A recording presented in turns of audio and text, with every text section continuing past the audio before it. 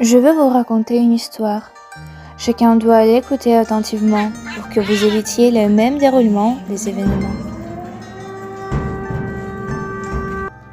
La soirée le 23 février était ordinaire. Les gens revenaient chez eux, les étudiants faisaient leurs devoirs.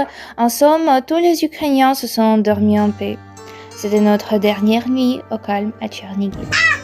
Le 24 février 2022, la Russie a commencé son opération militaire pour dénationaliser, démilitariser et neutraliser l'Ukraine. Comme Tchernigiv est le centre de la région où il y a des frontières avec la Russie et la Biélorussie, cette ville a beaucoup souffert de l'agression causée par les actions de l'armée russe. Notre ville natale était l'une des premières qui a connu la cruauté des ennemis. Tous les enfants ukrainiens deviendront les victimes de cette guerre, portant atteinte à leur vie et à leur futur. Écoutons les témoins et ressentons leurs émotions. Je m'appelle Vitaly, j'ai 16 ans et je viens de Tcherniv, Ukraine. Je peux dire que les occupants russes n'ont pas réussi du tout dans un sens militaire et donc ont commencé le terror contre les civils. Ils bombardent les objets civils comme les écoles et les hôpitaux et donc on n'a plus de chauffage. L'internet ne marche pas de temps en temps, mais nous comprenons que c'est l'agonie, que nous vaincrons car notre armée est très forte, notre armée nous défend, tout le monde le supporte et en fait la nation ukrainienne est très unie.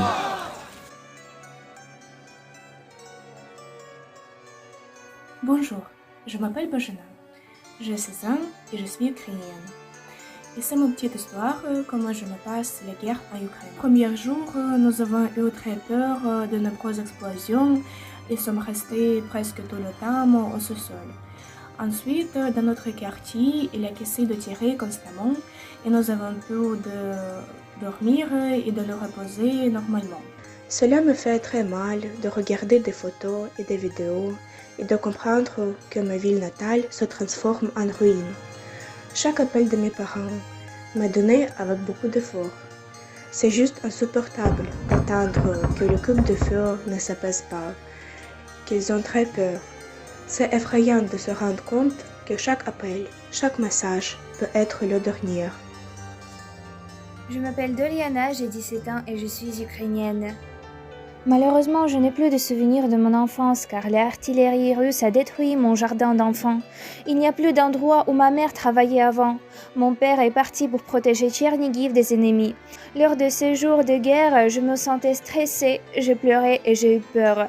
Il y avait des blocades partout dans la ville. À cause des bombardements, des risques d'attaques balistiques et des batailles dans les rues, ma mère, mon petit frère et moi, on a dû déménager pour quelque temps dans une autre ville ukrainienne pour être en sécurité. Maintenant, il n'y a pas de danger permanent, mais malgré tout, nous rêvons de revenir à Tchernigiv. Je m'appelle Roman, j'ai 15 ans, je vis dans la ville de Snovsk située à proximité de Tchernihiv.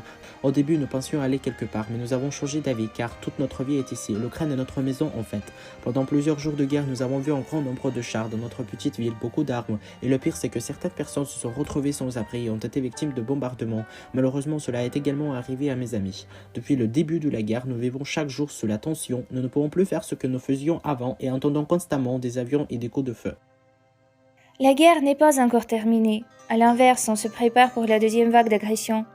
Ce qui est important de savoir pour le monde, c'est que la paix est la nécessité dans n'importe quelle circonstance. C'est dommage que les peuples, étant très proches, tuent les uns les autres. Il est inadmissible que quelqu'un décide de commettre le génocide.